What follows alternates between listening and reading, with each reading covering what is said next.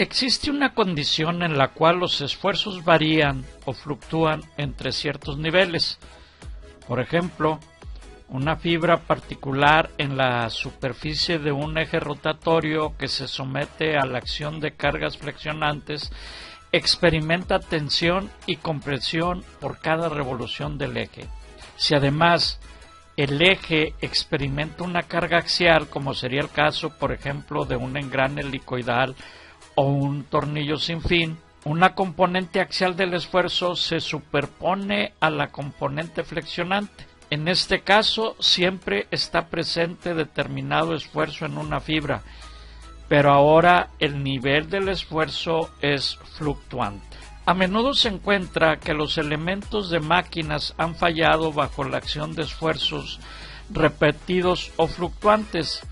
No obstante, el análisis más cuidadoso revela que los esfuerzos máximos reales estuvieron por debajo de la resistencia última del material y con mucha frecuencia incluso por debajo de la resistencia de fluencia.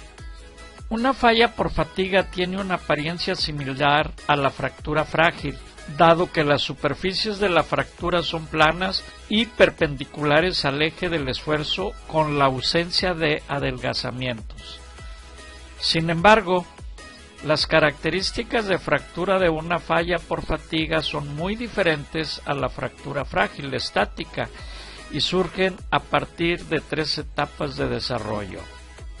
En la etapa 1 es el inicio de una o más microgrietas debido a la deformación plástica cíclica seguida de propagación cristalográfica que se extiende de 2 a 5 granos alrededor del origen.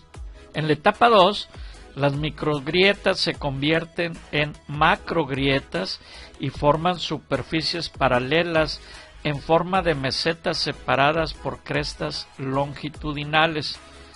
Por lo general, las mesetas son suaves y normales a la dirección del esfuerzo máximo en tensión.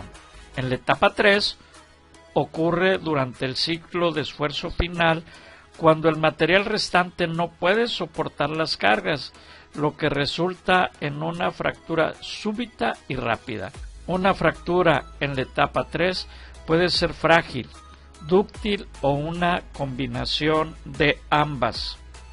Los 3 métodos más importantes de fatiga-vida que se usan en el diseño y análisis son el método de esfuerzo-vida, el método de formación-vida y el método de mecánica de la fractura lineal estática. Con estos métodos se intenta predecir la vida en número de ciclos hasta la falla, n, para un nivel específico de carga.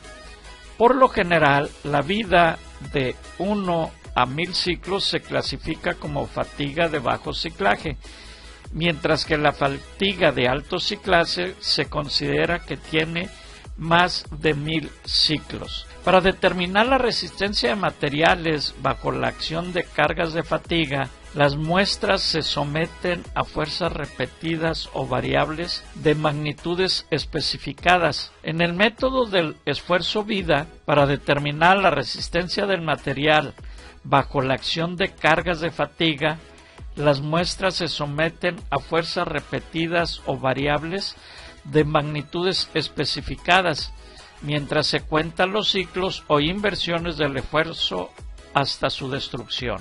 El dispositivo de ensayo a la fatiga que se emplea con más frecuencia es la máquina de viga rotativa de alta velocidad de Robert Moore. En esta máquina la muestra se somete a flexión pura, sin cortante transversal, mediante pesos. La pieza de prueba, el método de deformación vida, en este enfoque puede usarse para estimar las resistencias a la fatiga, pero cuando se emplea de esta manera es necesario conformar varias idealizaciones y por lo tanto existirá cierta incertidumbre en los resultados.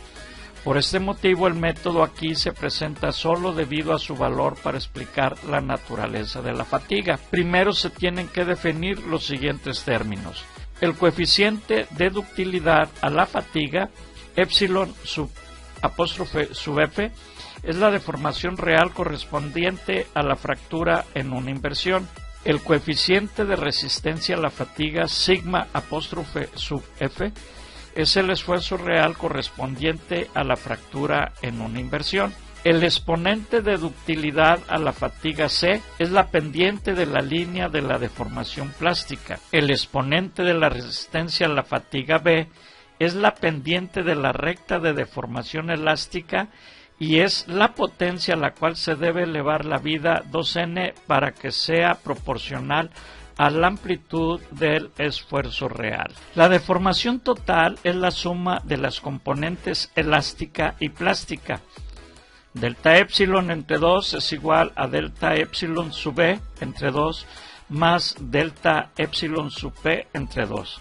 La línea de la deformación plástica es delta epsilon sub p entre 2, que es igual a epsilon apóstrofe f por 2 a la n elevado a la c. La ecuación de la recta de la deformación elástica es delta e sub b entre 2, que es igual a sigma apóstrofe sub f entre e por 2 a la n elevado a la b.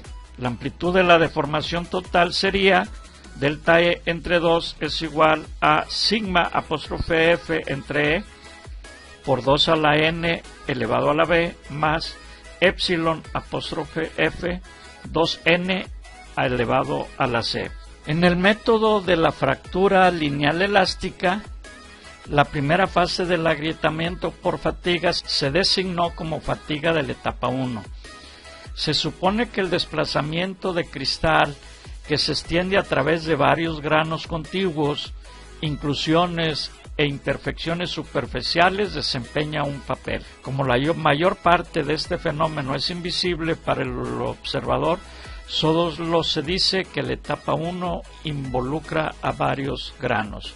Para desarrollar los datos de resistencia a la fatiga, se prueba cierta cantidad de piezas del mismo material a distintos niveles de delta sigma. Las grietas surgen en una superficie libre o una gran discontinuidad o muy cerca de ellas.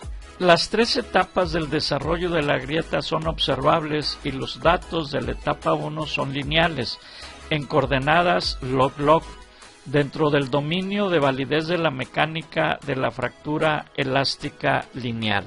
Suponiendo que se descubre una grieta a inicios de la etapa 2, el crecimiento de la grieta en la región 2 de la figura puede aproximarse mediante la ecuación de Paris.